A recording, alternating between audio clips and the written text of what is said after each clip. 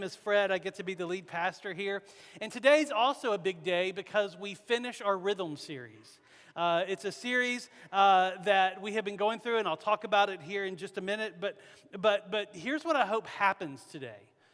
Today, I hope that as we leave this place, we have a better understanding of our motivation behind why we serve others, why we serve those around us. But and here's ultimately what I hope happens, even beyond understanding why we serve. What I really hope and pray that happens as we leave this place is that we do serve those around us. I don't want this to just be an understanding sermon. I want it to be an application sermon. I would love to hear stories after this of how you've loved on people close to you, your neighbors, your friends, your coworkers, in a way that you haven't before because of what God teaches you today through His Word. Now, here's why this rhythm of service, and it's our last one, that here's why it's important. In 2018, the Barna Research Study Group asked people who identified as non-Christians what they thought of Christians. Right? So this is people that don't know Christ, claim to not know Christ. What do they think of people who do? What do they think of the church?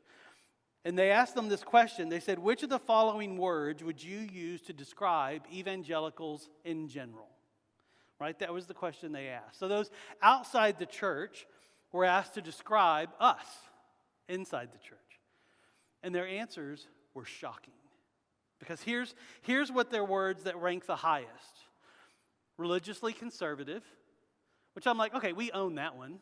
Yeah, we are religiously conservative, right? That's, I can get that one. But coming in almost tied with it was politically conservative. That the outside world sees our religion, our faith, connected to our politics. Which is interesting because nowhere in the Bible do you see those two things connected in a positive way. Right? But that's not the shocking part of the study. What came in last, towards the bottom of the list, this is the shocking part.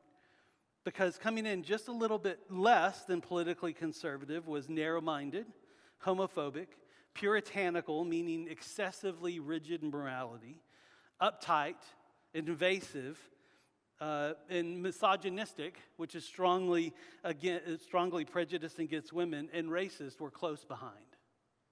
Those are the main words. That's still not the shocking part. Here's the shocking part.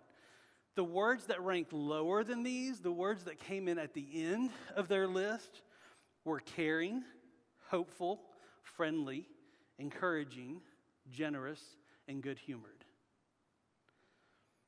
But y'all, that's still not the most shocking part of this study. Do you want to know the most shocking part of the study? The most shocking part was when that same question was asked of evangelicals, right? So when church people were asked what they think of church people, what ranked the highest